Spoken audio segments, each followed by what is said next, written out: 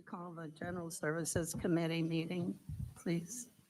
Um, I need approval of the July 23rd, 2024 committee minutes. Tom, could I have a second? Thank you. And we now will have a presentation from Kaylee on the storm update. I guess. Very much on the fly, so I apologize. Okay, so in front of you, you all have a flyer. The flyer that we made is kind of what we're going to do like we did before, where we distribute the flyer out into the community so people have the link available, and it's got the QR code that will take them right to this website. So this is our main website page at the top. We've changed, ooh, that's fancy. Thanks, Connor. We've changed that alert now to be a permanent page rather than just a temporary one like we had before. So if you could go ahead and click on that, it will take you to this page. So this has some tools and resources. So we've got the damage report tool, the phone number to call if you have insurance questions, and then the surveys linked right there for the people that need it.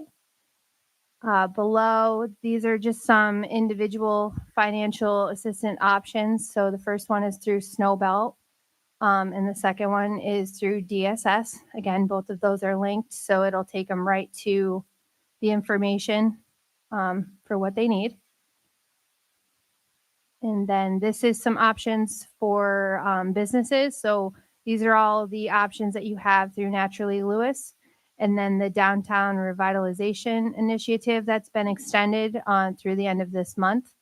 So it's got all the links and how you can qualify and what different options you have, as well as contact information for different people like Cheyenne.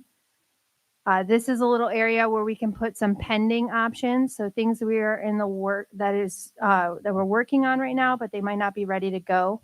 So the SBA assistance is still being worked on. Then towards the bottom, we added a little section for some frequently asked questions. So how do you become more prepared in the future for an emergency, and just some quick tips from the CDC, as well as a list of different hotlines and your local office contacts that might be able to help you in the event of another emergency. And then underneath that is some information about getting a tetanus vaccine in case people were mucking in the water and might have had an exposure, so that they can get some more information about that. And I want to give a shout out to Grace Metzler out here. So she collected all of these resources and made sure all the links were working, and she was a huge help in getting this page set up. Any questions? Okay, thank you. Thank you, Kaylee. We'll now go to our draft resolutions. The first one is authorizing agreements between Lewis County and Siemens Industries for HVAC maintenance services for the Departments of Social Services, Public Safety, Outdoor Services, and Highway Buildings for a period of October 1st, 2024 through December 31st, 2027 at the rates set forth in the resolution. Any discussion? Yeah. What's the frequency, Matt, of them coming?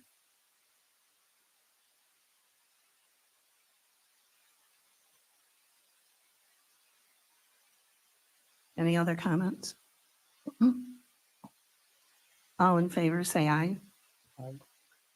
Anyone opposed, say nay. Carried. The next one is authorizing an agreement with Climate Control Mechanical to provide HVAC preventative maintenance services for the Department of Social Services, Outdoor Services, Maintenance Shop, and Highway Buildings for the period of September 1st, 2024 through August 31st, 2025 at a cost not to exceed $29,320. Any discussion? All in favor, say aye. Any nays? Carried. The next one is appropriating funds in the amount of $123,331 in the Highway Department accounts to recognize additional revenue received from the sale of surplus equipment. Any discussion? All in favor, say aye. Anyone opposed, say nay. Carried.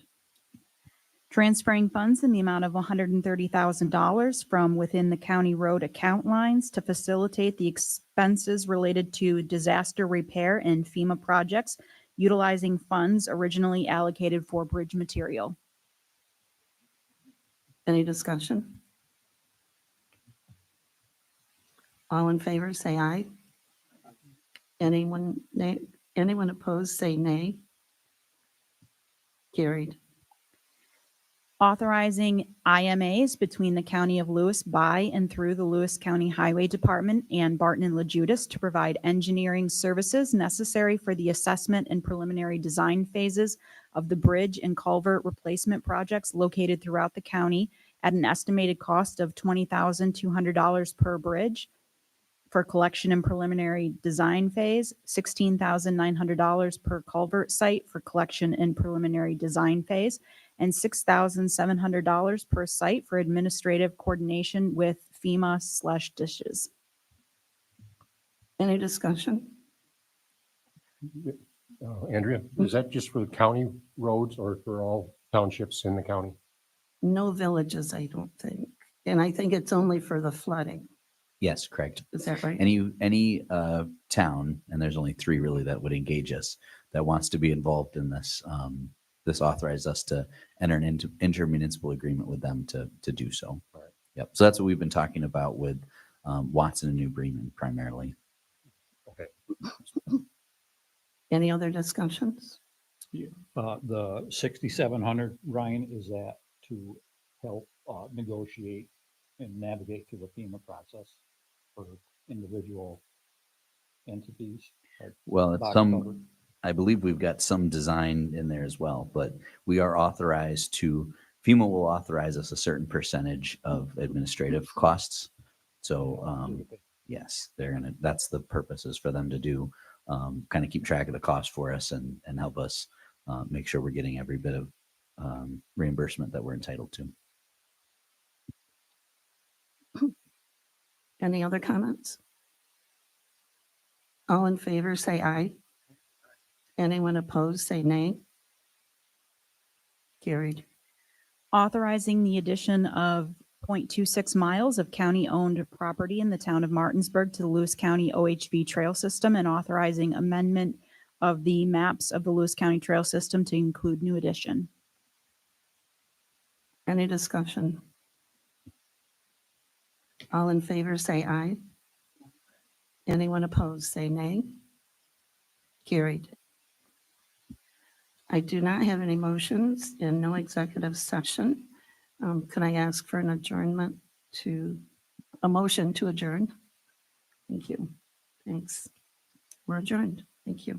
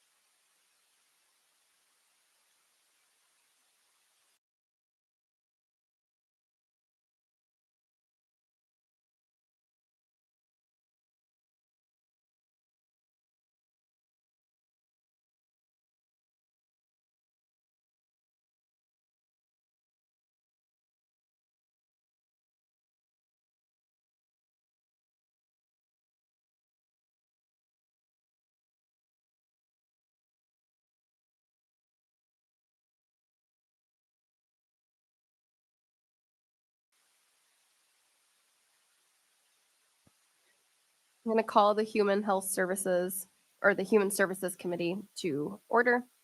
I'm going to make a motion to approve the minutes from July 23rd, 2024, the committee minutes if no amendments. Do I have a second? Second. Vinny? Any comments? All in favor say aye. Any opposed? Okay, motion carried. We do have one presentation today. I'm going to invite up Carla Hellinger, Director of OFA. Thank you.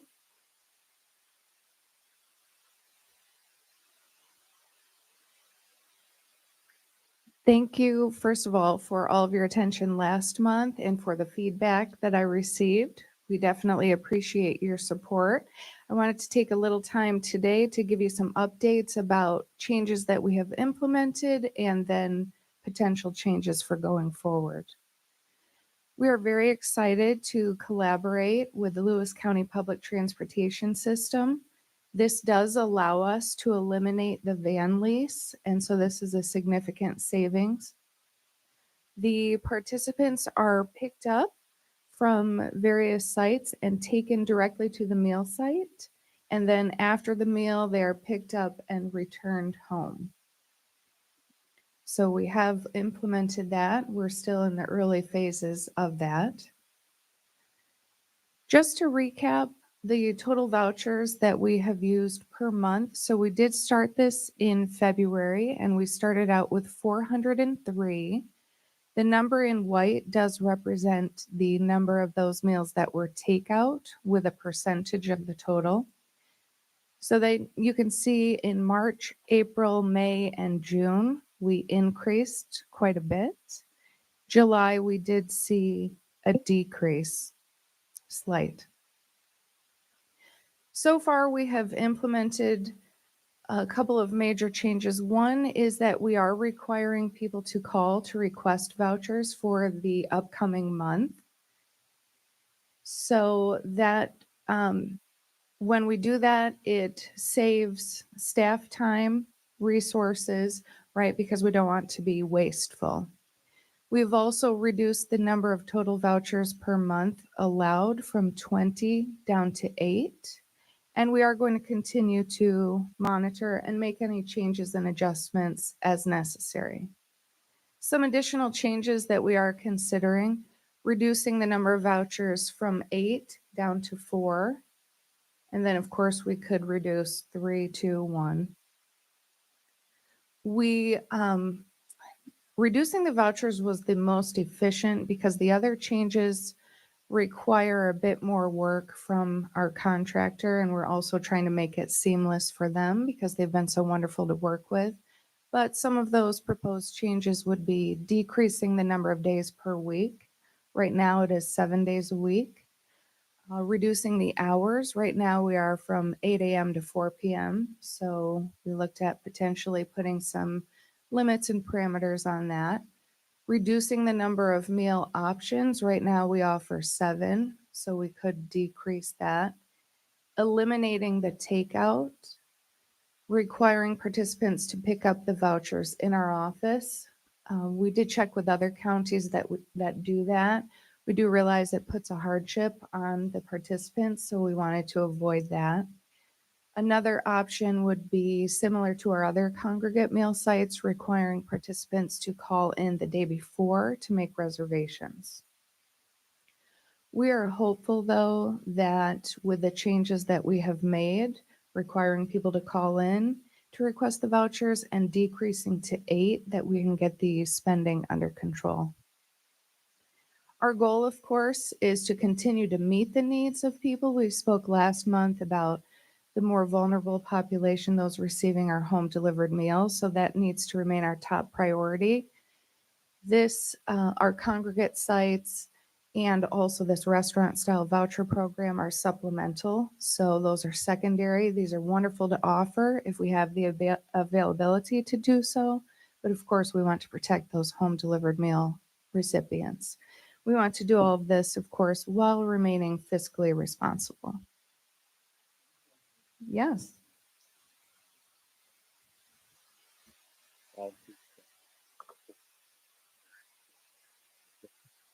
Yes.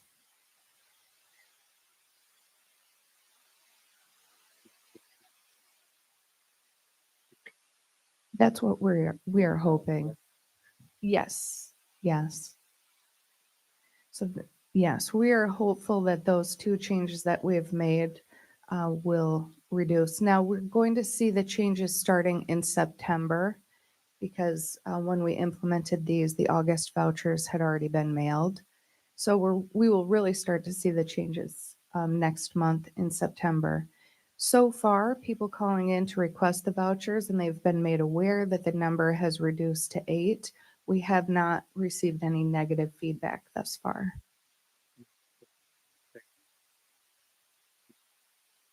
Absolutely. Yeah, so we would like to avoid that. That was one that our staff immediately was not in favor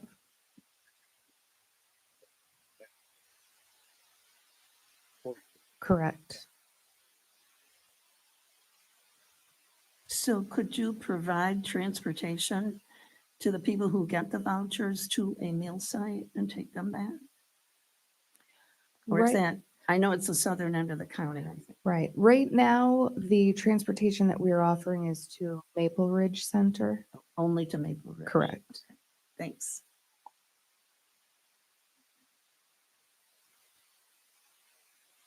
Any questions or comments? Yeah, I have one, Carla. Yes. I know we talked about it at the last meeting, but between Greg Olson and that Becky Pareve, Yes. is there any way they can get some information on the 50 plus in Lewis County itself? Because that's kind of the demographic that's coming towards this program to get, In terms of population size? yeah, Yes. Yes, because what we know is that subset of the population is going to continue to grow. grow. And so Right. our need is going to continue to get Yeah. greater. So in terms of budget strategy, I mean, this, you see the resolution that we have today, that's kind of making up for this year, 2024, but we're going into 2025. So what I think Carla and I have heard from feedback is obviously there's an interest in continuing to support this program. That's not question.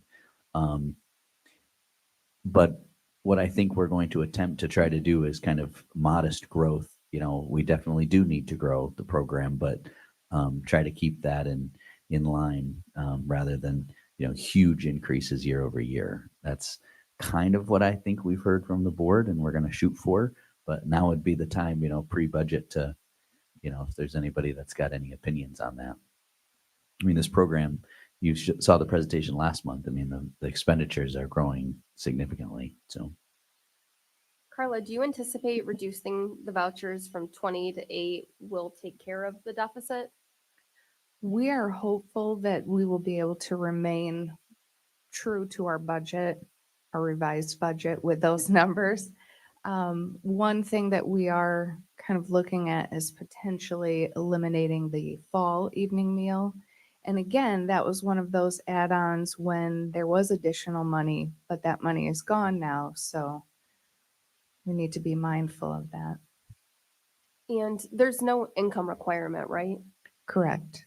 But do you have the income information for who's receiving this and at what sites they're receiving it? Yes, so every participant fills out what's referred to as a NAPIS form, and it does collect that information, but it is not a requirement. There are no income eligibility requirements. It is simply 60 and over. But I'm wondering if there's one site where the income really isn't necessary. If they're, I don't want to say abusing the system, but maybe that's where we don't focus all of our effort and we focus it more in the areas where they truly do need the service. Yes, and so in terms of like a hierarchy, if you will, of needs, we need to focus on the home delivered meal participants as those are the ones most vulnerable. So those are 60 and above. They don't have the ability to prepare their own meals. So maybe they cannot go out and get groceries, physically cannot prepare the meals. They don't have friends and relatives to be able to do so. So that is to really meet the nutritional requirements for people. So that program we have to keep. That needs to be our focus, I guess is what Because the nature of the way the meal program is set up, is there any way that you could find some corporate sponsorship to jump in to help, or is that against the bylaws and regulations? So the funding that we have federal, state, and county right now. And then like 17 different grants sources as well. But I do not know the answer to that one, honestly. I don't know the answer either, but that's an interesting proposition to see if there's a local, company that would be willing to, to help us with this program. I mean, it's a worthy program, and I don't think there's anybody here that wants to leave it short. But when we make a budget, we do attempt, believe it or not, to stick to it. So I don't doubt that, but it seems to me there's so many food companies out Yeah. there to their best interest and, help supplement. yep. I know OFA, you do accept donations. Yes. So I would think if there was the possibility of a corporate donation, you could accept it. Yeah, good point, Joe. Yep. Yes. Remember that we have bid this program out at least twice since I've been here, and both times we only got one bid back. So, there is the tempting thought to do, well, could we do this more efficiently, or could we find a vendor that could help us streamline some of this? And when we've attempted to go down that road, we have not had success. The issue is relative to other counties, we have a small population that we're serving, and relative to other counties, we're spread out quite a ways. So we're not really an attractive program. The other thought is the people can, and some do provide a donation for the meal, Mhm. but it's unfortunately that it's a donation, and because of state law, you can't make it mandatory. I think that would probably close a lot of the gap if there was a required donation based on income Right. that they had to produce, because I feel that there's a lot of abuse with that part of the program. Yes. And so it is voluntary contributions only.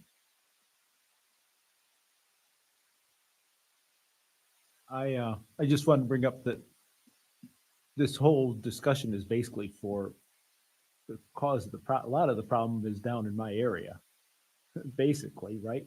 Correct, Carla? Yes, the data was for Milk Plant Tavern in West Salina. And really what happened was we had Osceola was the meal site before, and we had all kinds of issues there, and then we were left with nothing. And then eventually we have the milk plant now that came on board. And I guess if we were in a profitable business and we wanted business, we were very successful, Carla. You've done a Yes. great job. But going back to a couple slides with the options, there's the one. I'm thinking instead of reducing the number of vouchers, I'm wondering if we decrease the number of days and maybe the time. Because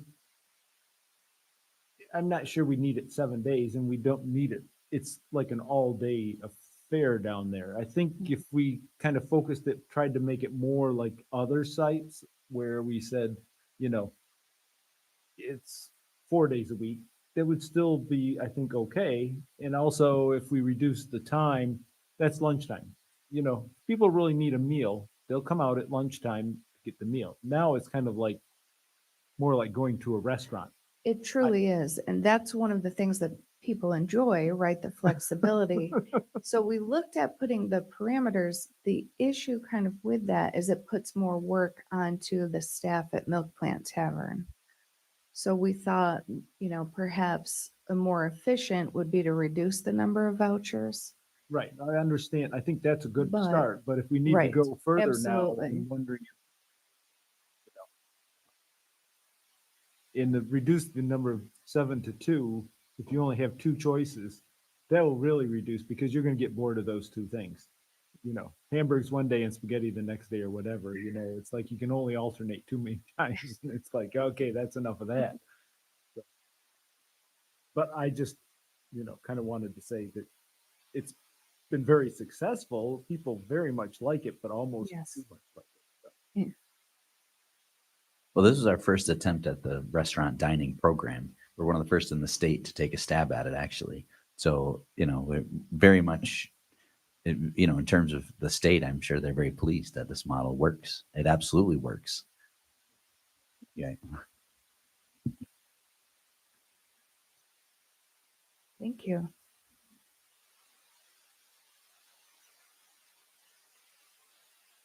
So was the committee's feeling that we just kind of go on with the reduced vouchers from 20 to 8 and see how it goes? I can keep everything else the same right now then.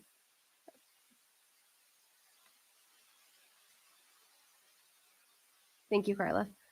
So we will go on to the draft resolutions then.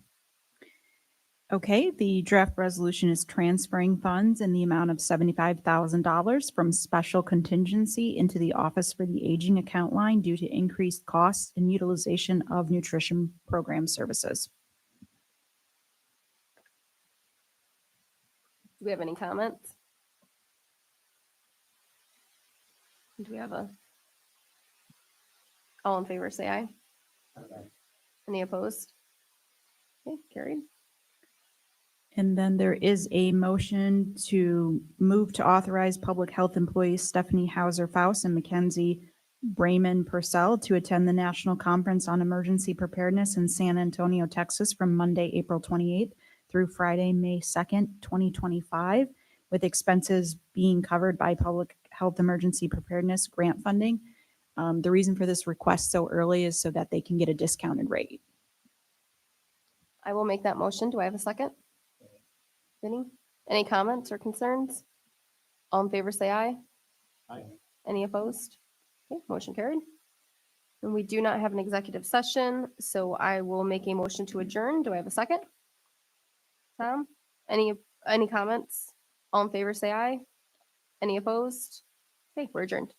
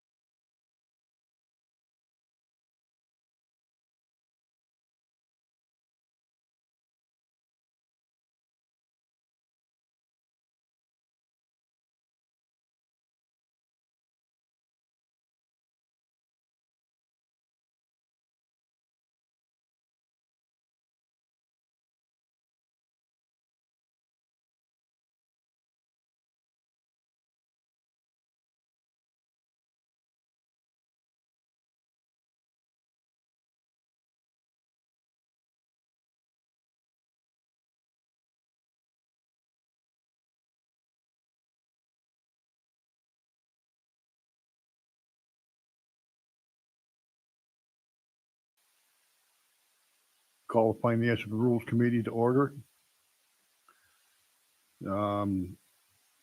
Unless there's changes, I would like a motion to approve the July 23rd, 2024 committee minutes.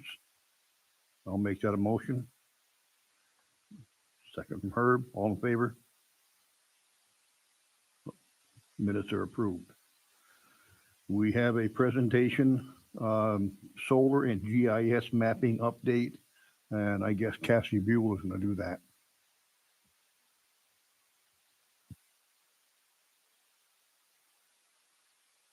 Thanks, Connor. He's hooking me up.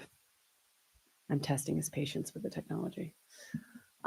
So as you may recall, we wanted to really hone in on a couple different mapping projects that my office has been mulling away at for, oh my goodness, somewhat of 6 to 7 months. And we decided we have a very good relationship with Clarkson and their GIS unit at the university. And they provide training, on-site training for us throughout the year. And we've been working with them on a couple different projects, kind of pro bono over the last couple years. And we had an opportunity to secure some of their summer interns to help us complete some of the projects that we were, again, kind of muddling through in our spare time. So earlier this summer, you all had given us the authority to move forward with some GIS interns and to utilize their services to complete some of our projects. So they were supposed to be here, and I apologize last minute. They had to have a schedule change. So you're welcome. I'm here to present all of this information. So just recapping what the project goals were. The Ag District mapping validation. As some of you may know, every year we do an ag inclusion period where landowners, property owners, if they have eligible ag farmland uses of their properties, they can opt to go into the inclusion of the Lewis County Ag District number 6. And every 8 years, they have the chance to opt out. Back in 2008, there was a significant consolidation of multiple ag districts in Lewis County into one ag district. And since then, we have pretty good data on the inclusions and exclusions over the years, but we've had some properties that have popped up on our radar that were supposed to be in the ag district, but for some reason they weren't showing up on our mapping properly. And just to kind of make us all feel warm and fuzzy about the mapping, matching the data, we had them do some really innovative GIS work behind the scenes to validate all of the data and information that we have and compare it to our GIS files. So they were able to do that. And then we had been working with the town and village of Croghan on infrastructure mapping for quite some time. And I'll let Tom talk about this when the time comes, because he was really working directly with the interns on that project. But essentially, we wanted to make sure that they could map some of their infrastructure. And then countywide solar overlay district mapping. That's something that we've been working internally on our office and deploying for quite some time. And I'll walk you through some of those updates. So recapping the ag district mapping, we started this project in late May, early June, and we had to begin by collecting all of the fun data. That includes paper. So that was fun.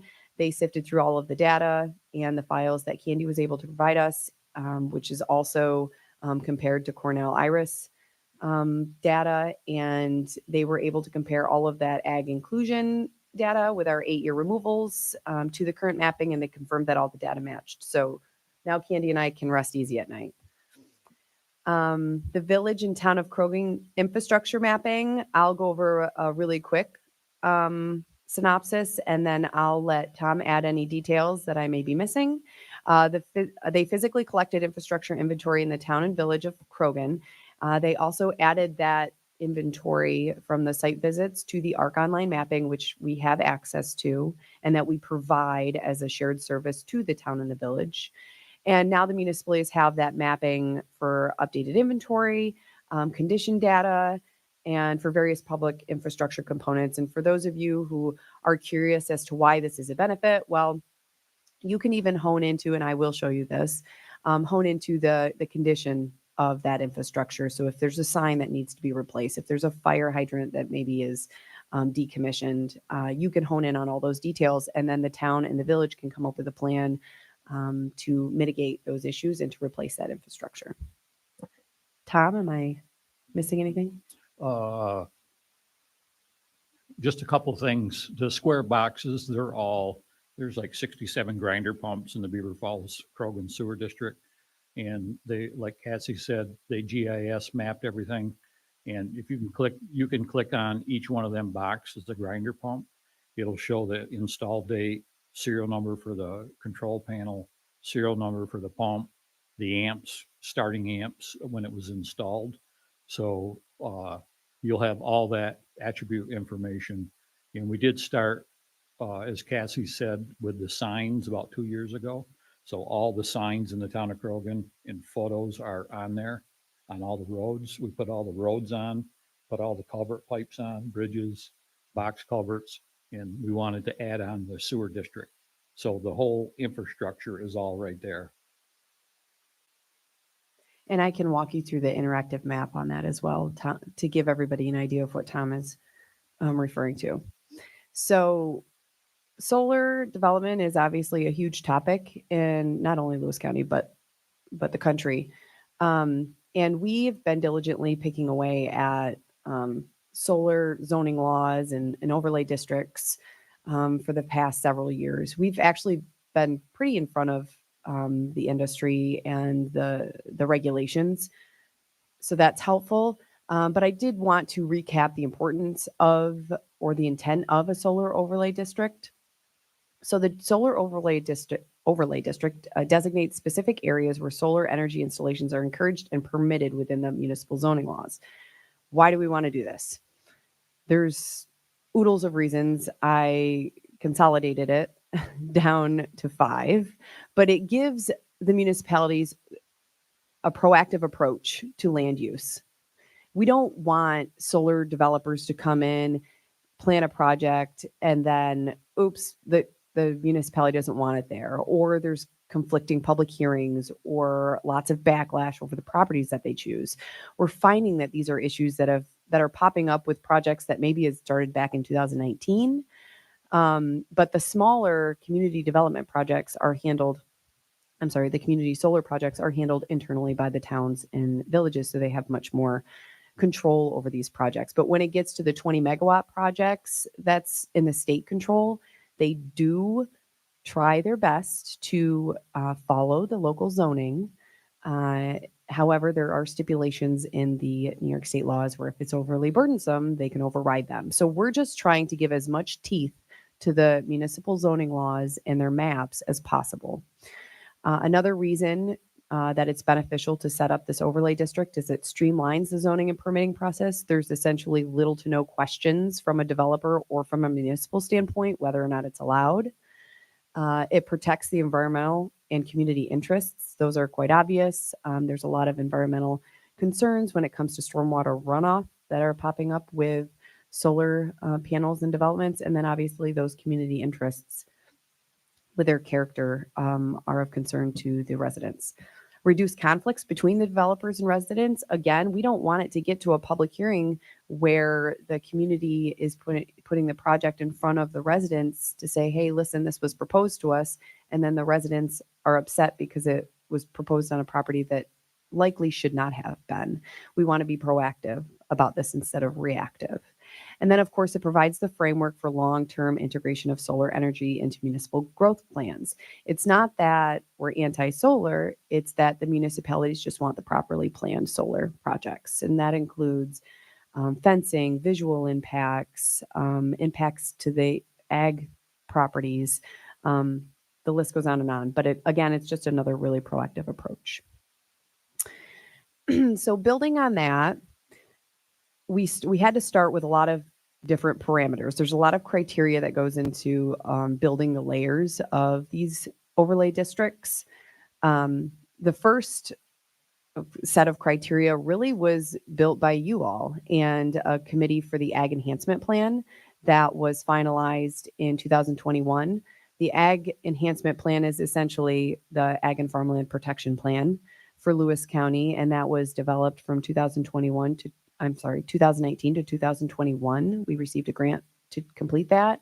And within that plan, we did extensive research and modeling for property in Lewis County, ag property in Lewis County that needs to be prioritized to save.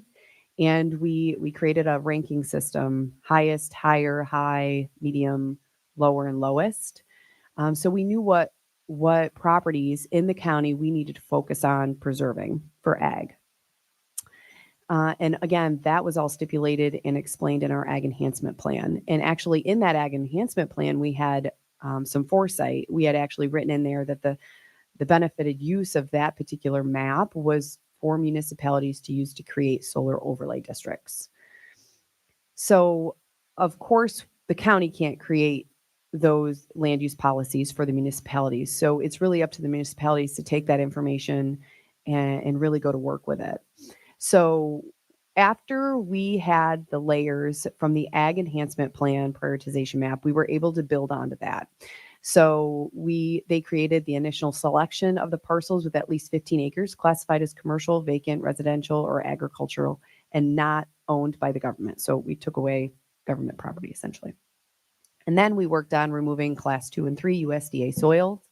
And that's just from a data layer that identifies that those soils are moderate, or they have moderate and or severe limitations that can affect the types of plants that can grow and the amount of conservation required.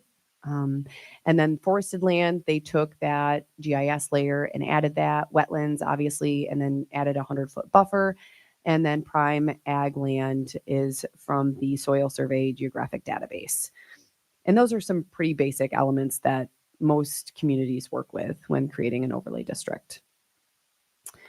Building on that, we then focused on where the solar developers would likely be able to develop solar developments. So we took out rock outcroppings, and again, that's on that soil survey layer, areas with greater than 10% slope, and that was based upon LiDAR data from the New York State Clearinghouse, and then any parcel with a greater distance than 3 miles from a substation or a quarter of a mile from three-phase power line, which we all know too well that, proximity to a substation right now is key unless you're a larger development that's going through maybe the New York State process and they can create their own substations. But for this exercise, we still thought that was really pertinent for the solar overlay district criteria. So then the remaining contiguous acres or areas that were a minimum of 10 acres were deemed suitable for solar development. And contiguous acres is really important because they don't want, larger solar developments shouldn't be popcorned out. You don't want, you want them to kind of be condensed into an area. You don't want them spread out like a dozen community solar projects all over a landscape. You really want them to be planned close together. So I wanted to show you the mapping because it is very interactive. So going back to the town and village mapping, let me just click on one of these to show you an example of the information that pops up. So you can see that this particular filtration, or I'm sorry, that's not a filtration bed, the pump ID is on there, the panel ID is on there, the pump type, the install day, the inspected day. Everything that you're going to need to know about this pump is on there. This is a great tool that can be downloaded into table form and organized however they feel necessary. But once all of the information on the signs and everything is collaborated onto this one map, it's going to be a really useful tool for the town and the village to use. Is there anything else you want me to highlight on this, Tom? Is there another example that would be beneficial?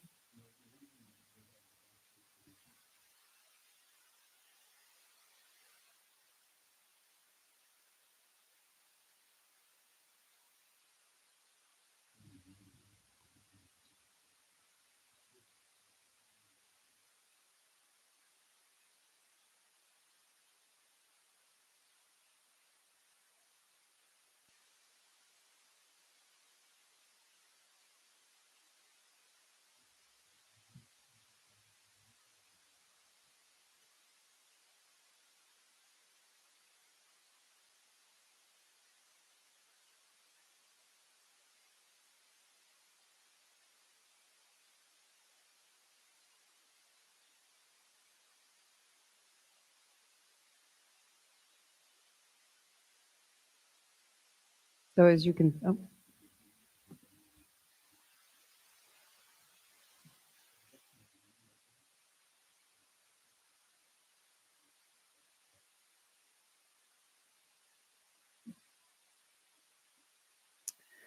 I do believe that they are still working on completing the infrastructure mapping for the village of Krogan, right, Tom? Okay, yeah, because I was reviewing that this morning and I saw a couple questions and I wanted to follow up with them, but I figured that that was still in process.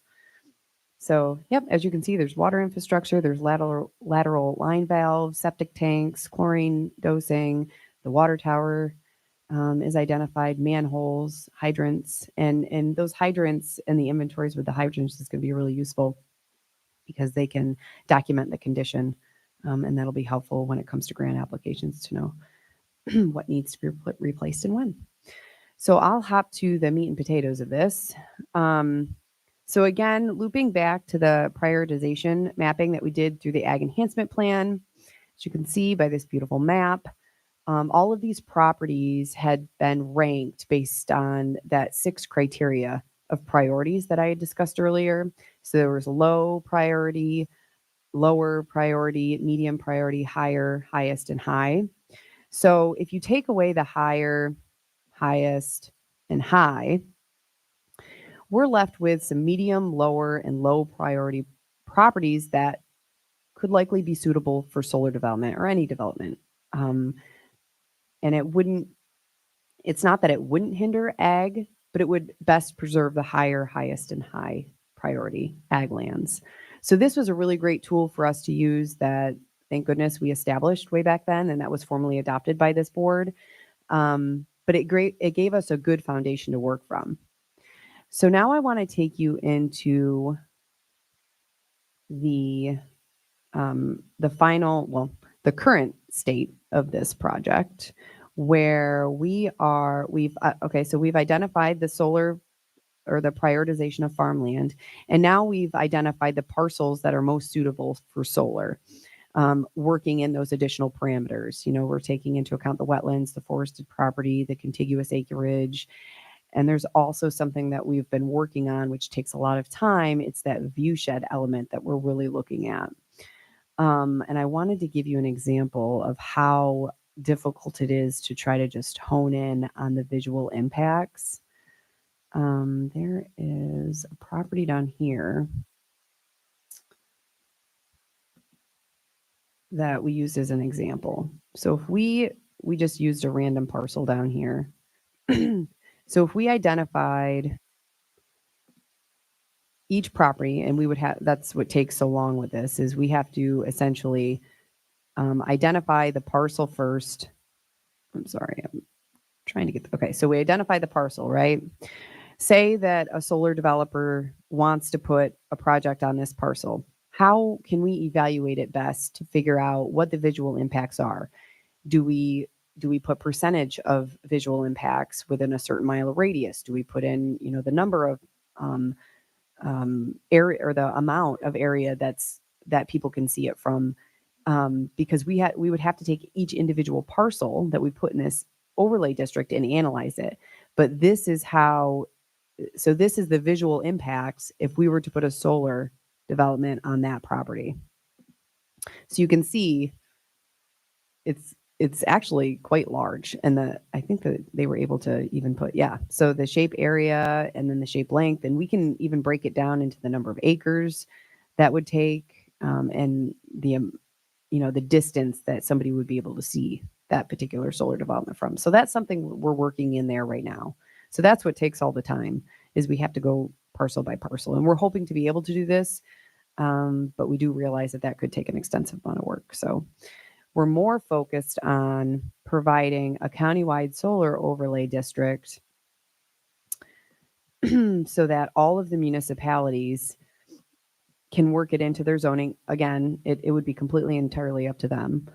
But these are the properties that, with all of those criteria and our prioritization matrix, shows that they are suitable for soil after analyzing, preserving the ag properties and then adding on the forested and the wetlands layers and all of that criteria that I identified before. And as you can see, we're able to break down, like if I clicked on that parcel, it shows that there's a total of 618 acres. There's 456 of those acres are forested, and of that acreage, 83 are wetlands. So the total usable acres is 60. We're able to really hone in on, okay, solar developer, why can't you use this property versus the property next to it that is considered high or highest priority when there's 60 usable acres on this property that we've already identified as something that could be applicably hosting a solar development. So that is where we're at now.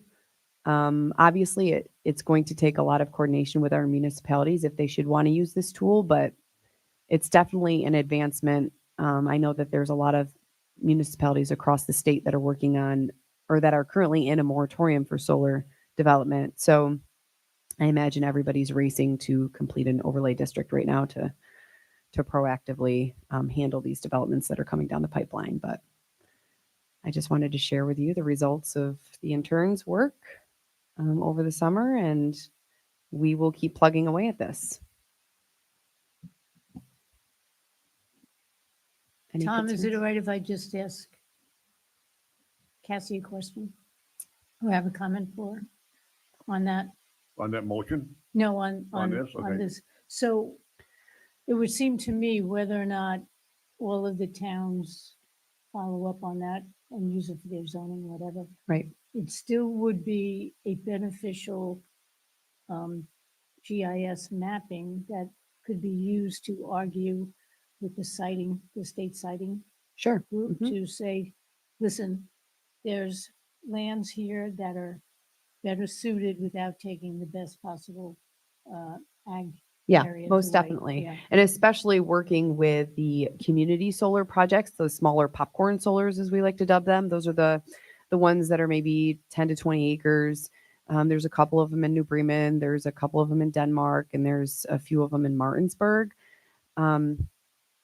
Those are reviewed and approved by the local municipalities. So, and most often they come to the county planning board. And the job of the county planning board is really to assess the impacts to the county and whether or not they work or they are suited on county policy, county comprehensive plan, something that would impact the county as a whole.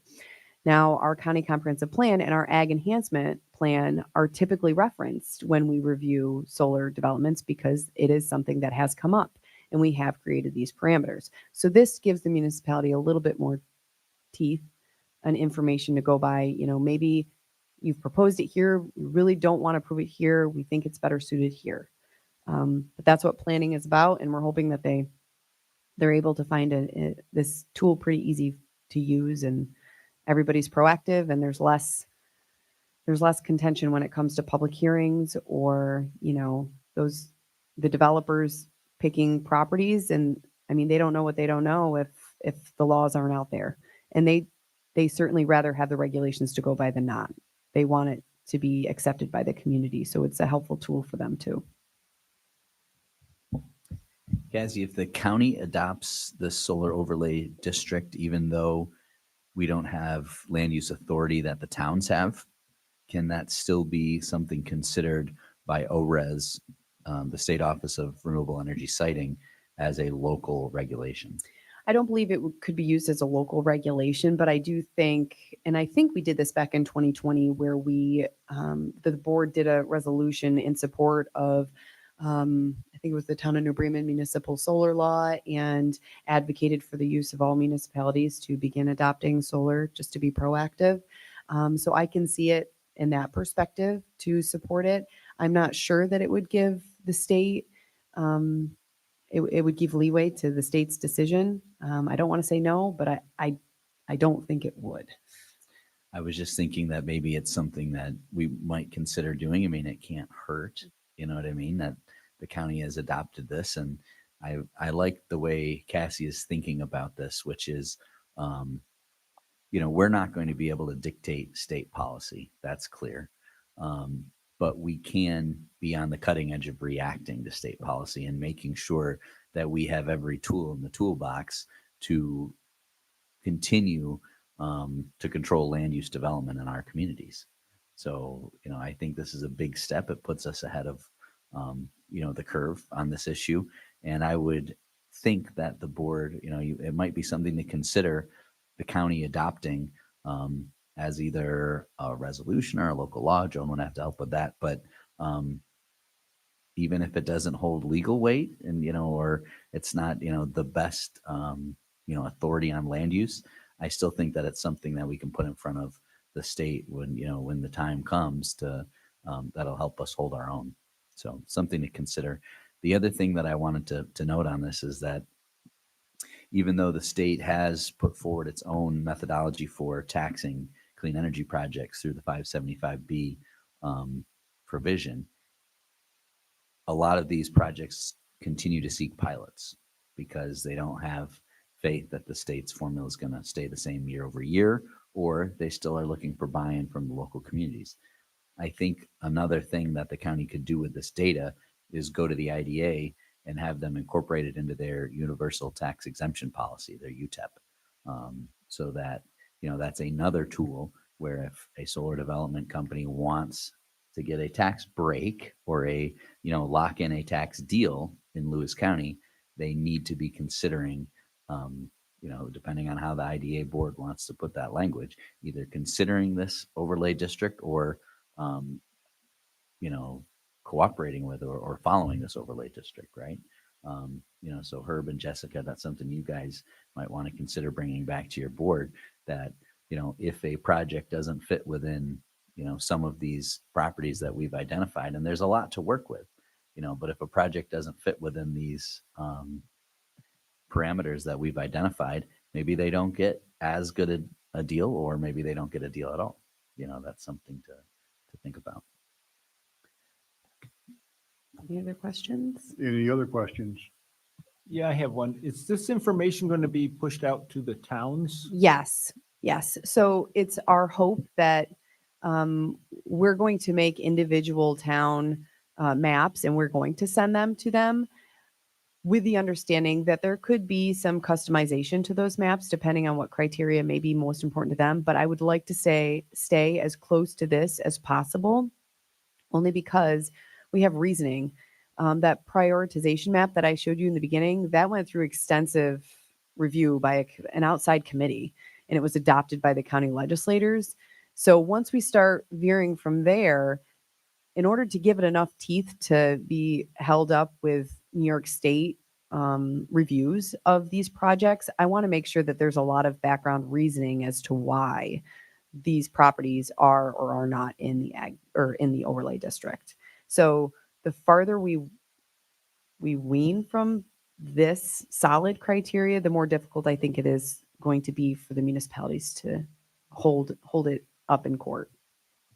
But yes, Jeff. Tom, I have a thought.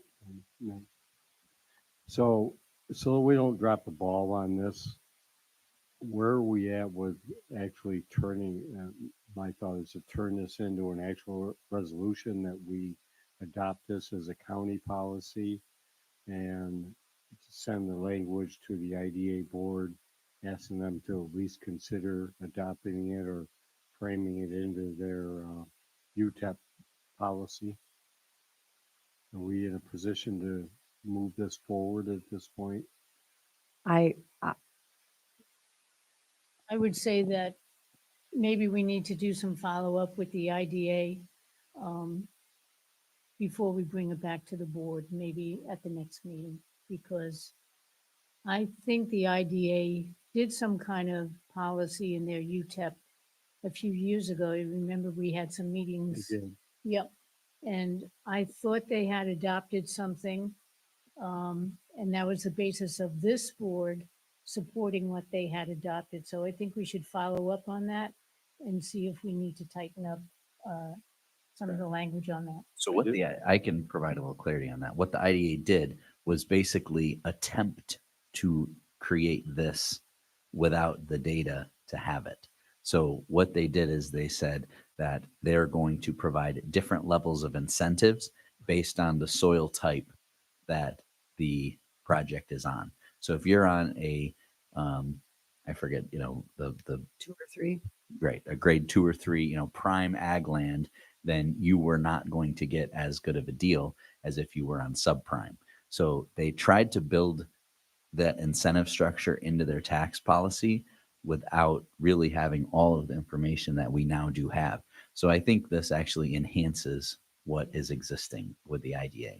And then similarly to your thought, Larry, I don't know, how we package this, but a couple years ago, we put out, as Cassie mentioned, a solar policy that was a draft solar policy that came from the county. It first went through New Bremen, but we sent that out to all the towns that had basic protections, for solar. So I think what we could do is send an amendment to that policy, something that'd be very easy for those boards that have adopted the initial policy to kind of incorporate this if they so choose. But it's complicated. I mean, this is not I think it's something that the county obviously supports, but there's plenty of people's properties that are not included in here that might want to develop solar. So those towns are going to have complicated discussions, I think, if they decide to go down this road. Well, I think we need to do this sooner or later because, there's a lot of momentum behind that CLCPA effort. And if we're going to stay ahead of the state on this, we need to keep the ball moving. And I also think, just personal opinion, that the solar tsunami that we're experiencing, this is only the beginning. Once these transmission lines that we've been talking about are complete, over the next couple of years, and then they're going to be doing more transmission line improvement. That is not being done for storm resiliency or for, the resiliency benefit of the North Country. It's being done to export more power from this region. So, we need a comprehensive, countywide approach to solar development, in my opinion, because this is not something, sometimes there are things that the towns, can do, one town at a time.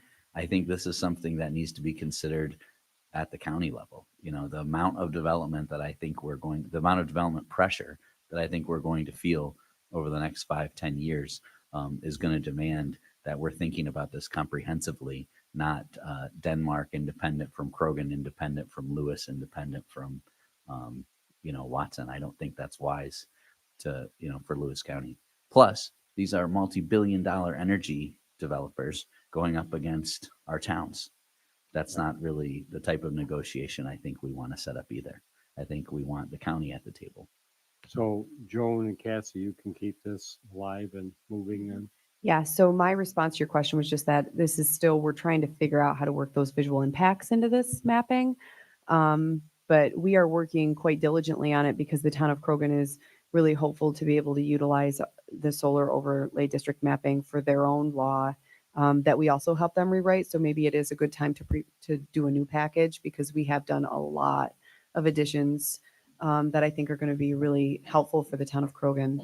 And we wanted to include language on battery storage. Yes. Yep. That's new So- language. So that would be part of the amendments that we would push out to, the towns for their pleasure to adopt. And incentive zoning and host community agreements, all those sorts of details. But also, I know that there's always a lot of questions. So I want to remind all of you that on our website, we have that solar development, like a whole hub that Lauren keeps updated for everybody. You can find information on prime, like what is identified as a prime solar area, all that fun stuff, solar in Lewis County. There's a map that populates and it shows all the municipalities that have active zoning laws and even municipalities that are on moratoriums. So I encourage all of you to check those out. It really gives a lot of details for farm owners who are like, what do I do? What kind of questions do I ask? This gives a lot of information for them on what to look at, what to be aware of, and not to sign on the dotted line at the first instance. And then, of course, it goes into the battery storage facilities and what to expect with those sorts of projects. Can you go back to the list of municipalities there, Mhm. Cassandra, if you don't mind? So as you can see, that's not everybody. So Yep, there here's a are- map of, There are some Yep. towns that have not yet taken action on this. we're getting there. Diana's going to be working on it. Lionsdale is working on it. We need to update this to make sure that they have the moratorium on here because they just entered into a moratorium. Yeah, so we're plugging away at there. There's really only going to be a few left, but the ones that are lined, those also have battery storage. So we're plugging away, but we're in good shape compared to most of the state for sure. And it also has all of the current solar developments on here as well as the substations and the transmission lines. So kind of an all-in-one stop shop for anybody who wants to know anything about solar in Lewis County. Anything else? Any other questions or comments? Thank you very much, Cassie.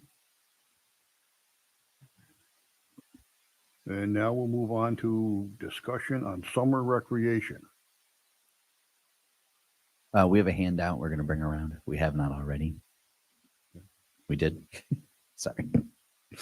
So a couple months ago, we had entertained a request from the town and village of Loudville Joint Recreation Board to once again support the summer recreation program. Mike Young came on behalf of the Joint Recreation Board, and we had Caitlin Lawler, our new youth services coordinator at DSS, help us pull together some of the information. This year, because of the construction at the school, they held some of the summer rec program at the Krogan Pool. And also because of the flooding, they ended up holding some of the recreation program at the JCC Education Center in Loudville. So that said, one of the things that the board had asked for was a breakdown of where the students are coming from to participate in this program. They have provided that information to us through Caitlin Lawler in social services, and then Cassandra was able to pull this data together for you, Cassandra Mosher, into a way that is easy to understand. So we said that we would support the program $100 per kid up to $20,000. So obviously 200 students. And so you can see the breakdown there in data form.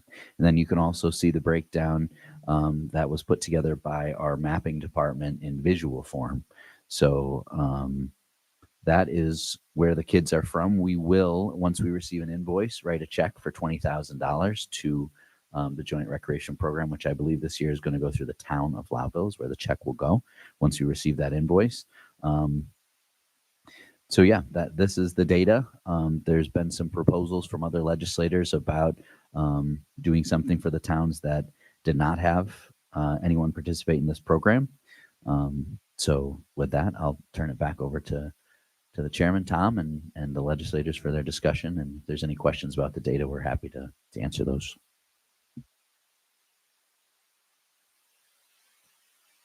Okay, I don't know if anybody have any further input. I know there was some discussion about doing the same thing for the other areas. It was also brought up at one time about using some of our windmill money that's set aside that could be used for different things, whether that could be used for recreation. Anybody got any thoughts, comments? Well, I can comment on the windmill. So what we were talking about was the Community Development Fund, Yep. which was established after the number 3 wind farm project. Now each large green energy developer has to contribute to the Community Development Fund, which is housed in at the LCDC. That funding for this round has been set aside for placemaking and small businesses. So there is not funding unless we make a direct request, but the LCDC has not made funding available for recreation right now. Okay. Anybody have anything else?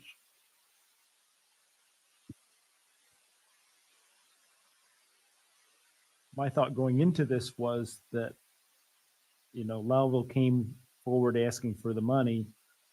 But my thought is, if you look on the spreadsheet here, the handout, there are several towns, and all towns in my district didn't get a penny of this money, which to me is totally unfair. If we're a county, we should do our best we can to help everybody equally if we can do that.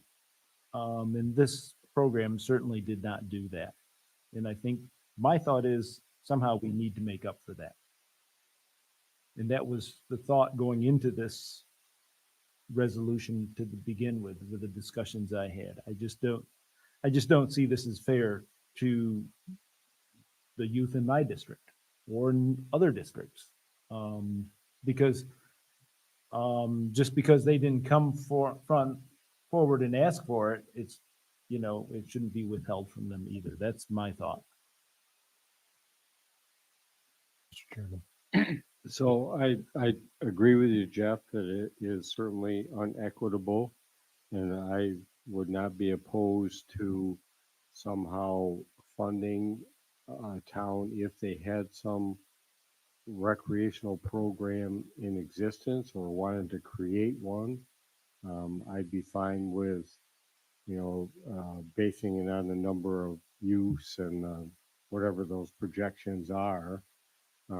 We could fund, their recreation program, either retroactively if they have one this year, or if they wish to create one going forward, we could have a discussion about that.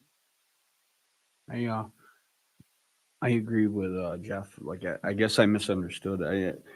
Summer youth program. I thought it was a countywide program. So like I was thinking $100 per head, evenly distributed. Town of Diana. So I actually have the data on that, and they had 40 kids this year in their summer rec program. It's the largest it's ever been, and I think it's important that we are equal with the distribution of this, and we take care of all the youth across the county.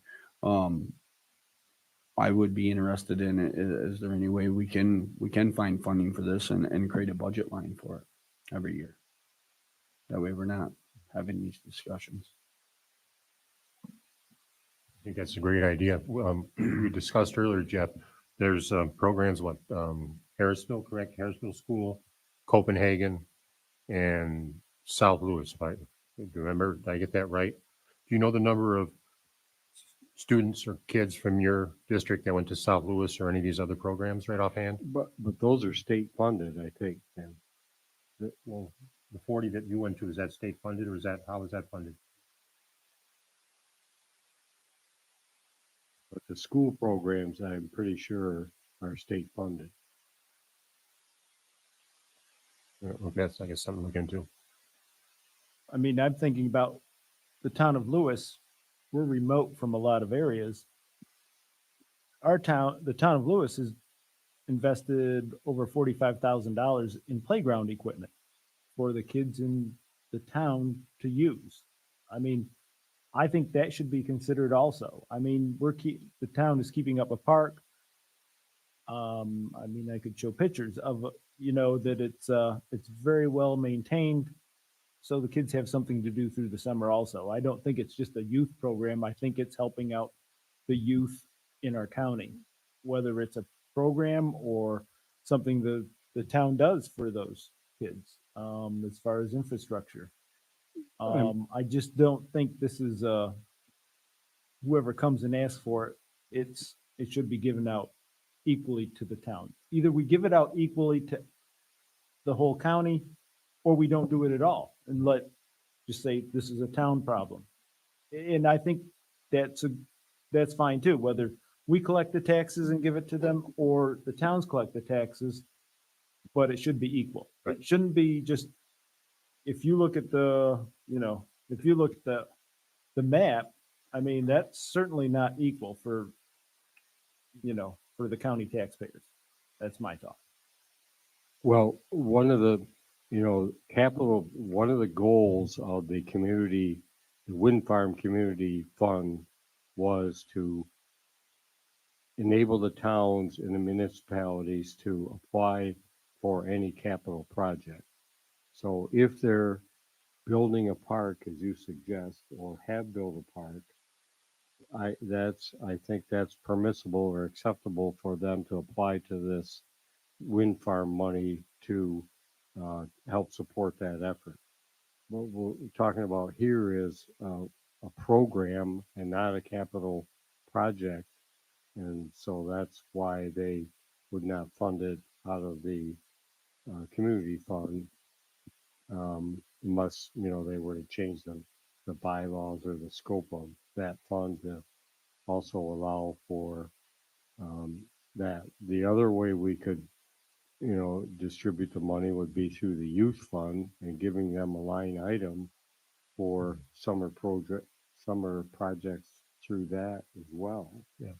Um, But that's the ones that came and gave us the presentation, what, a month ago? That group. the Youth Bureau. Yeah. Through And if you looked DSS. at that presentation, it goes back to the same thing. All the money went to Lowville. I'm saying, I think I think we should distribute the money to the towns, earmark it for youth, and let them use it for what they see fit as youth, whether it's maintaining playground equipment, whether it's giving money to their school district for youth programs, or if they're having a youth program of their own, as long as it goes for youth, I think it's up to them and we earmark it for that, or we stay out of this business. Mr. Chairman, Jeff, the Youth Bureau had a meeting yesterday and they announced that there is going to be $56,000 worth of grant money that's going to become available for various things like team sports, youth development, youth sports. And one of the things that came out of that meeting that you pointed out was that Lowville got the lion's share because it seemed like they're the only one applying. I know the Youth Bureau is going to make a greater effort this year to get that information out to the townships and everybody else. This money is available towards some of these projects to help. Whether they apply or not is a different thing. What you're suggesting is that we just make a line item and not have to worry about this? Include that into it, or separate or together, however you want to do it? My Well- thought is that we stay out of it and don't do anything and let the towns take care of it, or we provide the money to the towns and let them decide what their youth will get the most benefit from. It has to be used toward youth, but let the towns decide what that's going to be used for. We're not talking a huge sum of money here, but I think it should be fairly distributed. In giving it to that group, well, it depends on who applies for it. I can understand some of that, but it's still not going to be divided equally. That's my thought. The only issue I have giving it to towns is keeping them faithful to it, because some of them will just take money that they were going to give to the youth anyway, and then they just pat it somewhere else. So it's just trying to keep them honest about it. What if we earmarked it and gave it to school districts? I don't know. If I could add from the Youth Bureau, Jeff makes a good point about the funding that came out. The funding came out, is posted on the website today. I already have that. And, but it's all state funds, right? So the county can choose to fund a line item within the Youth Bureau budget that you say must be used for towns and villages in some equitable fashion, because you can decide what you want to do with county funds in any way you want. The state funds, we have to rely on a very specific application process, and then the youth board then decides how to split up those funds. So there is a way to do it that becomes more equitable for the towns that are kind of out of the region of the summer rec program. Just a point to make, because it does look, if you go year over year, Lowville's been very aggressive about doing the applications. So it's an option. I have a question. If we were to do that and give it to the Youth Bureau, could we dictate that says we're giving this chunk of money, whether it's 25,000 or whatever there is, could we say, okay, the town of Denmark gets this much, the town of Diana is allowed this much, and in that town or some town representative would have to come forward and say, this is what we're using the money for, or here's the receipts for this amount of money. Could we do that? Ken, part of the obligation of the Youth Bureau is it's positive youth development. That's the goal of all youth bureaus. So part of that is monitoring, going out and making sure the activity actually happens, and then maintaining data on the kids that that get to use the programs, right? So you could, but you know, populations fluctuate. So perhaps you want to say it's X amount of dollars and we figure out a percentage by town or whatever based on their population because they're not even, right? Most of them live here. I'm sure there's a way to do it off the top of my head. I can't. Right. think That's of what it. I proposed back when this whole resolution started a long time ago was that it would be based on town population, basically. So, you know, obviously a smaller town would, you know, town of Lewis would not get what town of Loudville gets. Right, and that would And eliminate that's your, totally fair, but your funding spike in the summer, right, for the Loudville town and village is, I think, what you're trying to get to, right? Because they keep getting $20,000 year over year. right. No one My- else gets. My to- thought is if Yeah.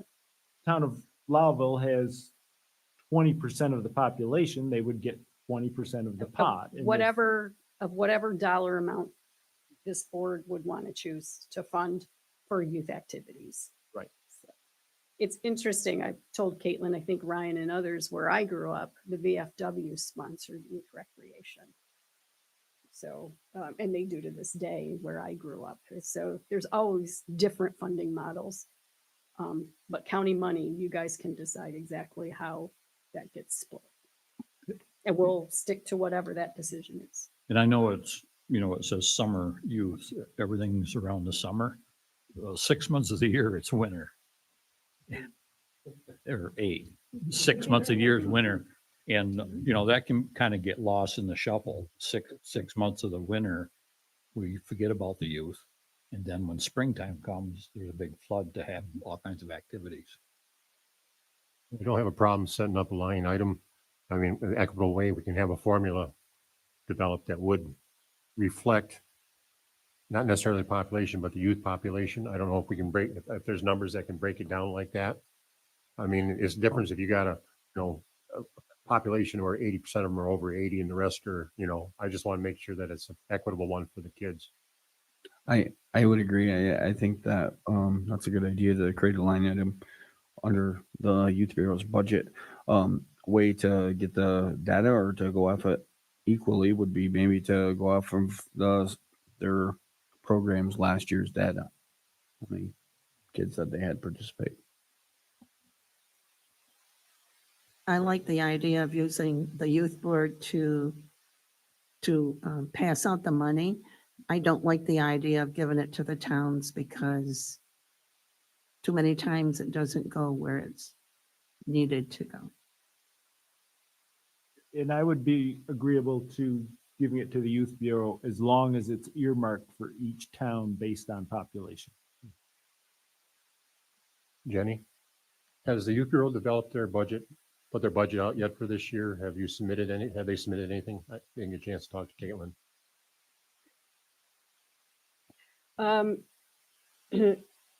Yes and no. We have it back at the DSS office, but we've been kind of waiting for what the decision was with this to submit the full budget. The Youth Bureau budget is very, very small. It's incredibly small.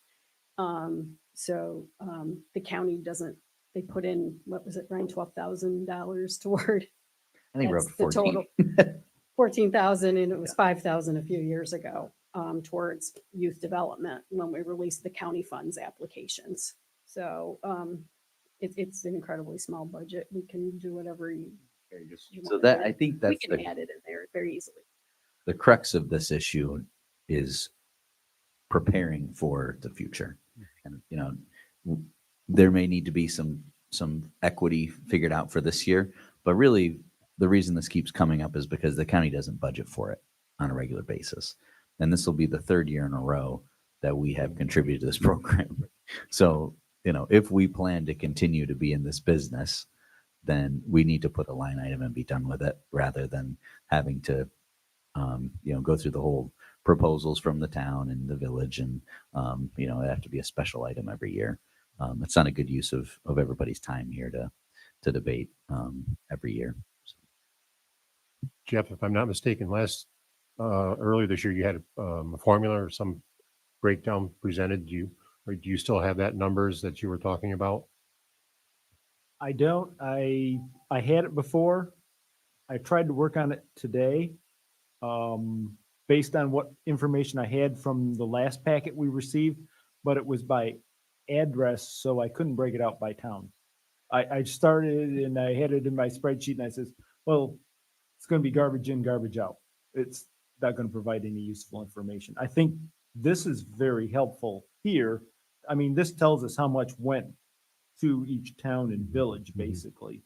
So, I mean, that shows our inequity this time. And I think if we're going to put a line item in the budget and do as we're talking about going to the youth bureau, and then I think we go based on population. So, And think about what that population is. Is it 5 through 12? That's what summer rec was? Or are you talking 0 to 18 or 0 to 21? So that'll be decisions that you can come to an agreement on. I mean, I don't know how much in the weeds we really want to get. I mean, we can go through and create all different kinds. Can. We can just go into You population. can make data work for you however you want. Exactly. I think we could just go based on population. Kids are kids, and they're going to be here and there, and they're going to, you're going to share some stuff and like that. So do we need to get in the weeds? I don't know. I'm not that concerned. We're happy, staff is happy to pull together a package if that's what the committee is asking for. Something for equity this year and then something going forward. Quite frankly, I don't know if I've heard consensus. I've heard we shouldn't be in the game. We should be in the game. If we are in the game, it should be this. So I think in order for us to step up and kind of, close the gap on that, which we're happy to do, we just kind of need to know the consensus of where the board wants us on this. Well, I just want to speak for my town. We do not do a summer rec program. And if you gave them $3,500, it's going to the fund balance. Because there's nothing, we have a playground and they keep it very nice, but they do not do anything special for our kids. Okay, now, so what happens if we set up this program through the youth bureau and there's $3,500 available for the kids? Then maybe the town would step up and say, okay, this is what we want to do. We've got, if this pot of money is available, we can improve our playground this much. And here's our proposal, or here's our receipts for reimbursement. I think then we're really helping the kids. Or if they wanted to send them to Loudville, which they have, they could use that money to help pay for their kids to be at Loudville. Exactly. I mean, We're helping, that way we're helping all the kids in Lewis County. That's my thought. Yeah.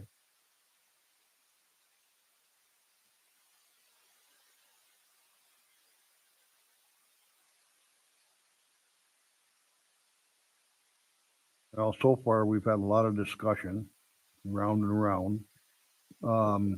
I have no problem supporting all of the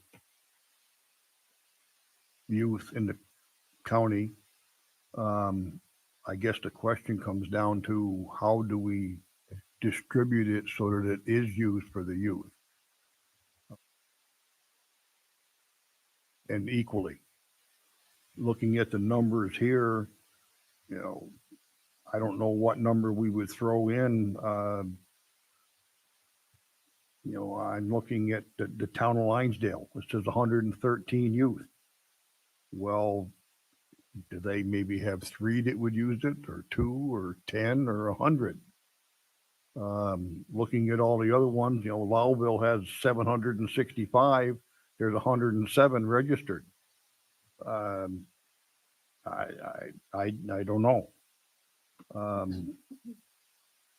I tend to agree with Andrea on if it's just given to the towns, it probably isn't going to use like it should be.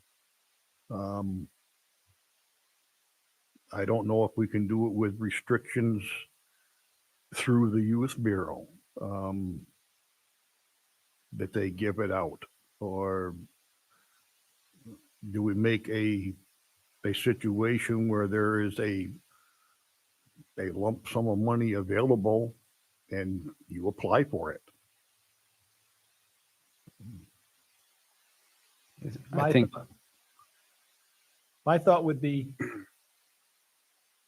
give the money to the youth bureau, come up with a calculation how much each town would get equitably. Give the money to the youth bureau. Either we set up or the youth bureau sets up a set of criteria of ways that children are benefited, whether it's through a youth program, whether it's through playground equipment, playground maintenance, a set of things. It should be so that if the community, the town doesn't have a youth program, they can still help their youth. So leave that much up to the town, set up the criteria, and make that amount known to the towns, and then have the towns submit receipts to the youth bureau saying, here, if the town has $500 available and here's receipts for $600 worth of equipment we bought, or this is how much we gave to the school district for our youth, the youth bureau reimburses the town. That's my thought.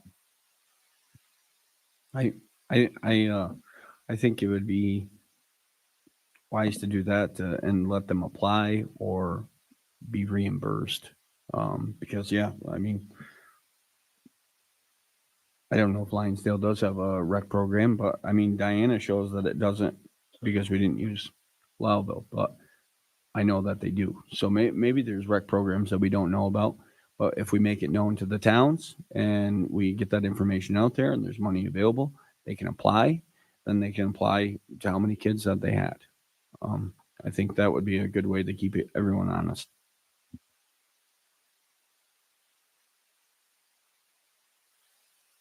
Set up a situation like that where there is a lump sum or a line item to the youth bureau, the towns apply, then this time next year or whenever next year, we reevaluate the program to see if it's working to the way it wants to.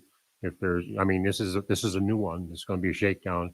There might be loopholes, or might be something that we're missing, but let's try it on a 1-year basis right now with a renewal somewhere down, or what do I say, reevaluation somewhere down the road, working in conjunction with the youth bureau and all other involved.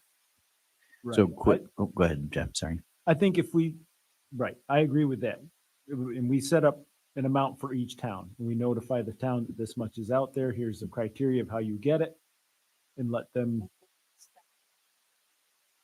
turn in the receipts and say, this is what we spent it on, and then they can get reimbursed. I think that's the fairest way for each town in each area to get benefits for their children. Okay, I think we can take that, turn it into a policy that is a little more concrete, bring it back through committee and put it in the budget as long as it gets, voted on. So I think that's fine.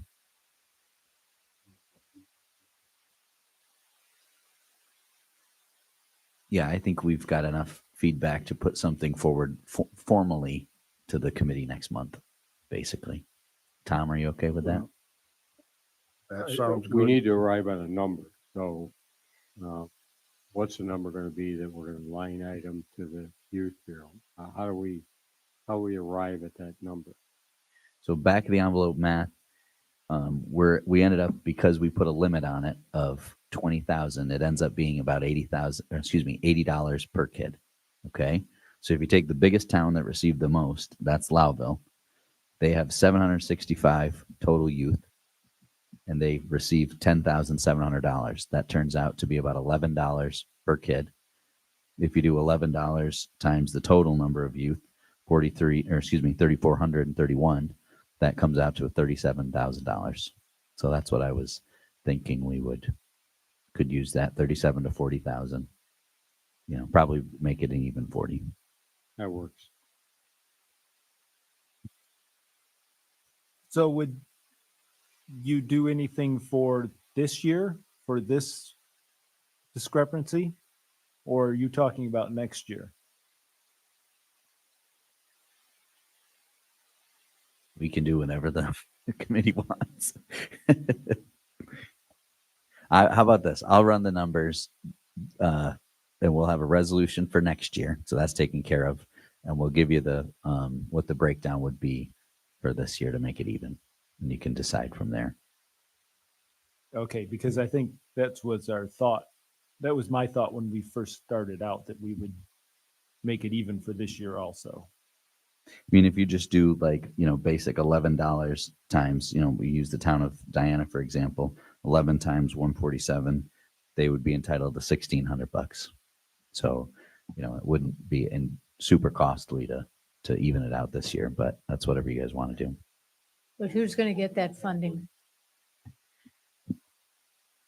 Right. But I don't have data on every rec program in the county. The only other thing I was worrying about is if we earmark all of the money that we're setting aside to be distributed according to populations by towns, what about the entities that aren't town related, like the hockey organization and things like that?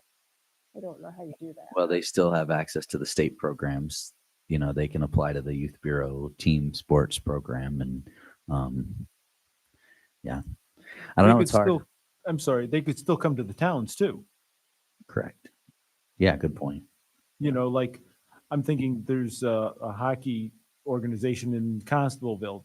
They could go. I'm not sure if we're going to the villages or just to the towns, but they could go to the town and say, we know you're getting this money.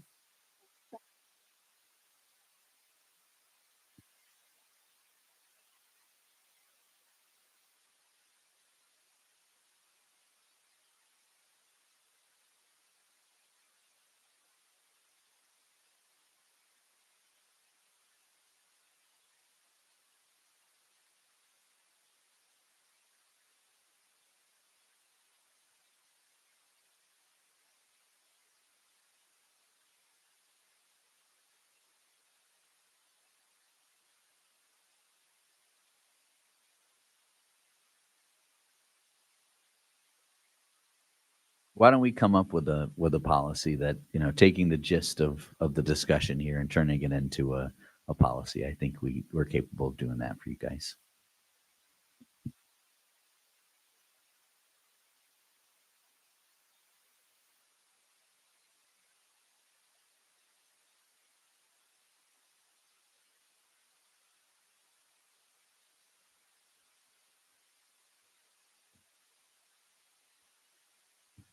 Have we come to some agreement? See, I'm gonna work on a resolution or a policy or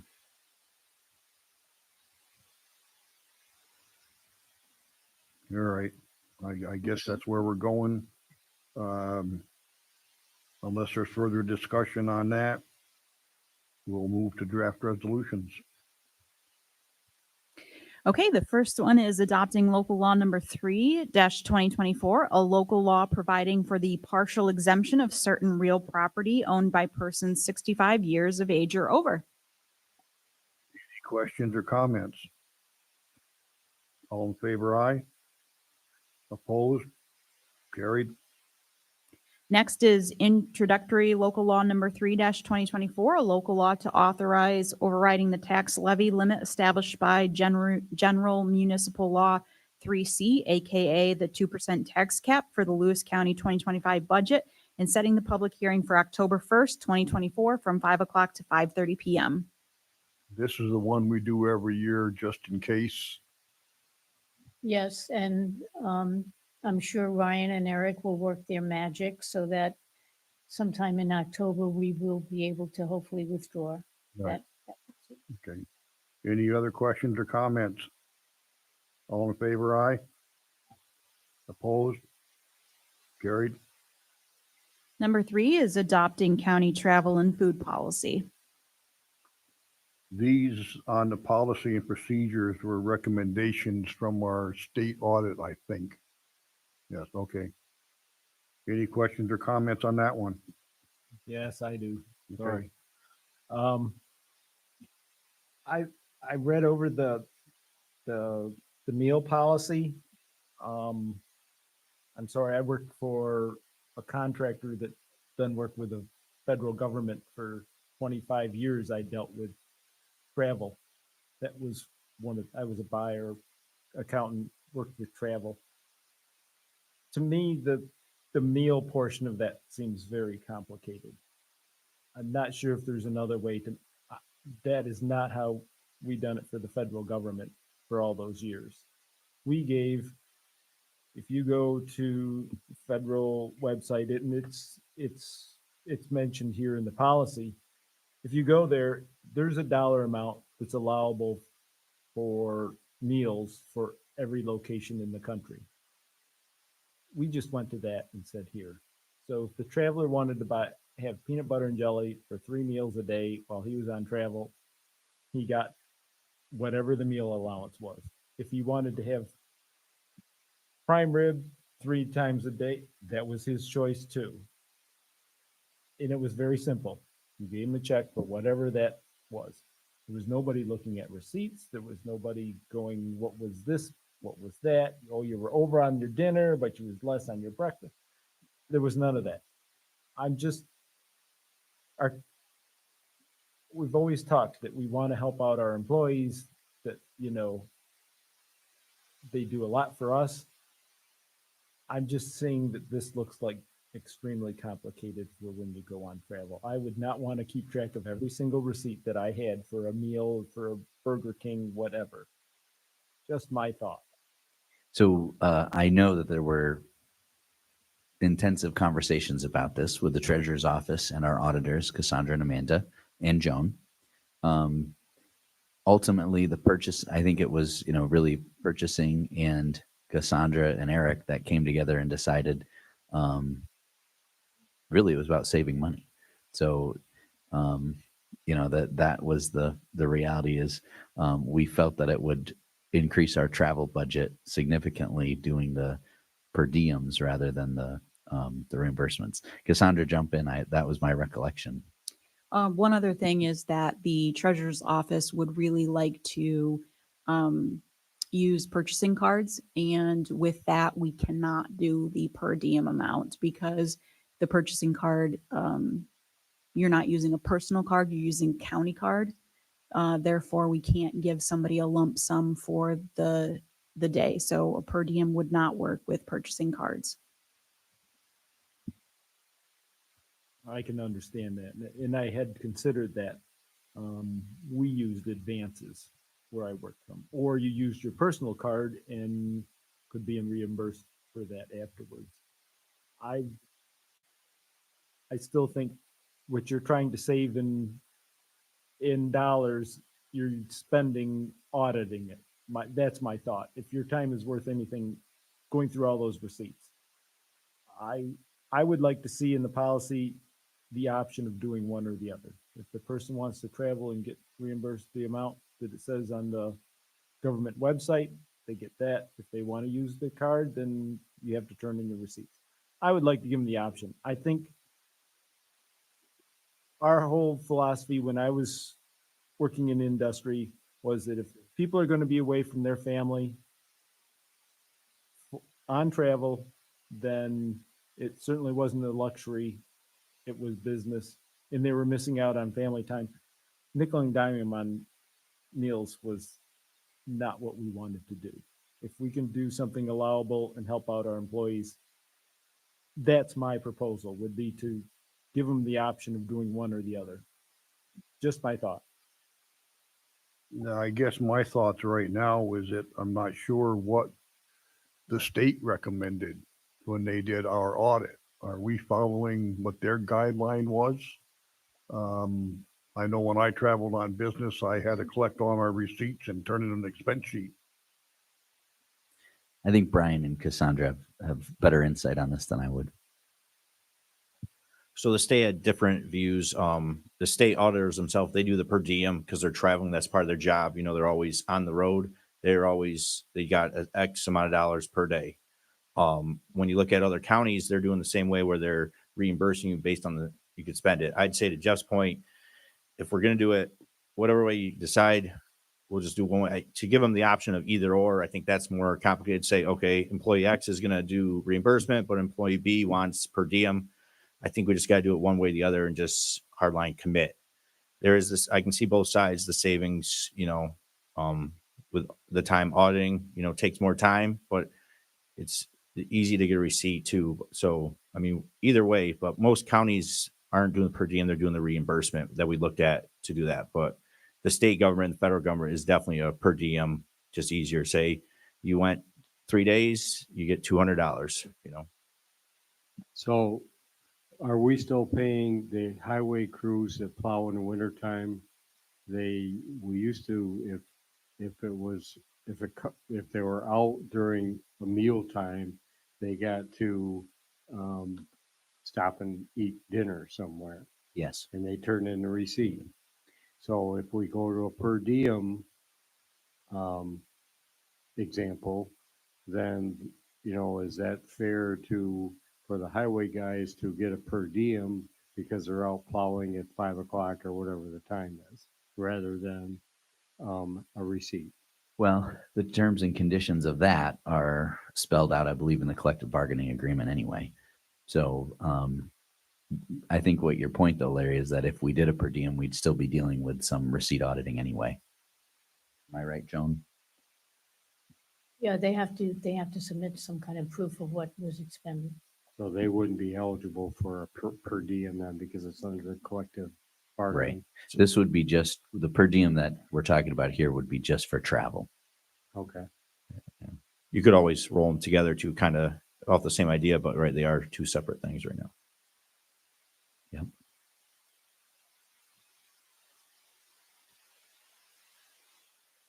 If I can just say, Jeff, it is complicated. That was my first initial reaction to the draft policy. So maybe on this one, we ought to take a closer look at it and see if we can make it a little bit more streamlined and simpler and add the option of that per diem. And I think, you know, maybe because of the purchasing card, it's made it more complicated. So we'll try to tighten that up. I will say that because, you know, Jeff, you and I had talked about this before. We did explicitly have that group that was putting this policy together. And I checked back on it, you know, where are we on the per diems? And they had, you know, went through it very thoughtfully. And this is the conclusion they came to. Not to say we couldn't do it differently, but Eric and Cassandra and Brian had ultimately decided this is what they thought was best. But we did bring forward and kind of push the idea of the per diem. So, You know, I'm not stuck on this. I guess I'm kind of looking out for the employees where it's like, they're gone. It's hard enough not to nickel and dime an employee. That's my thought. Yep, We I shouldn't agree. be doing that. Yeah, and it gets hard because a policy is a policy, and if they do go over, and you know we do go after, I shouldn't say go after, but we do request that they repay the difference, and that's never a pleasant, you know, conversation to have with an employee. So do we want to look at that one a little bit further and kind of table it, or, okay? We'll table that one and have it reviewed, bring it back later. Go on to number 4. Okay, the next one is adopting updated and amended procurement policy and procedures. Any questions or comments on that one? I have one question, Mr. Chairman. In the, on page 14 of the professional expert services, it says the individual or company must be chosen based on accountability, reliability, responsibility, skill, education, training, judgment, integrity. And this is one that I'm a little confused on. What's moral worth?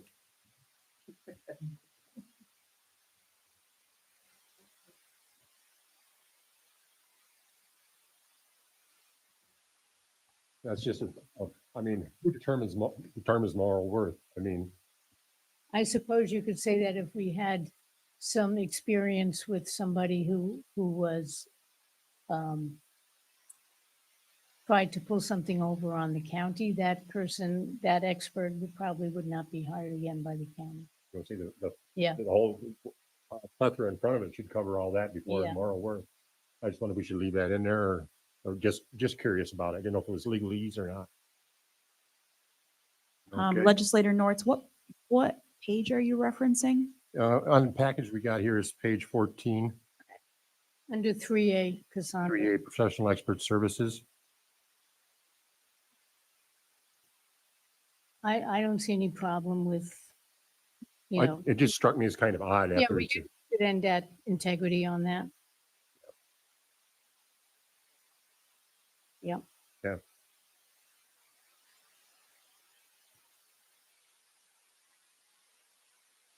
Anything else on that?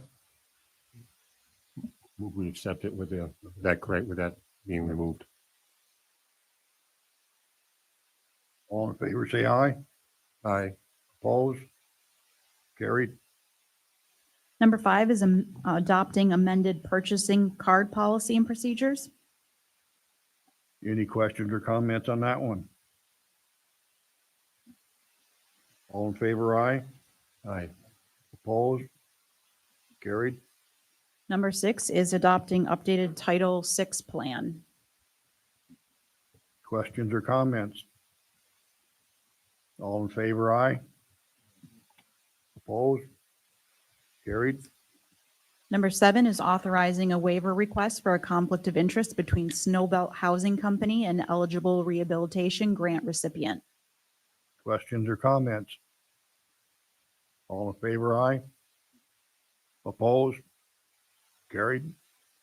Number 8, authorizing a renewal agreement between Lewis County and the ARC to provide public transportation services on the Lewis County Public Transportation fixed routes for a 4-year period in consideration of the ARC reimbursing the county for the costs of the fixed routes in Lava Loop post estimated STOA reimbursement. In addition, the county is to receive reimbursement at the rates specified in the agreement for any ARC client requiring a bus aid. Questions or comments? All in favor, aye. Carried. Authorizing bid and awarding bid and authorizing a 3-year agreement between Lewis County and Bernie Bus Services to provide management, operation, and maintenance services for the county's coordinated public transportation system according to the terms and specifications as set in the RFP. Any questions or comments? Let me just confer with Cassie. We think that should be a 4-year. I have to look at the resolution. Yes, both the ARC and Bernie Bus should be 4-year. The previous contracts were 3 years, so perhaps that's where it came from.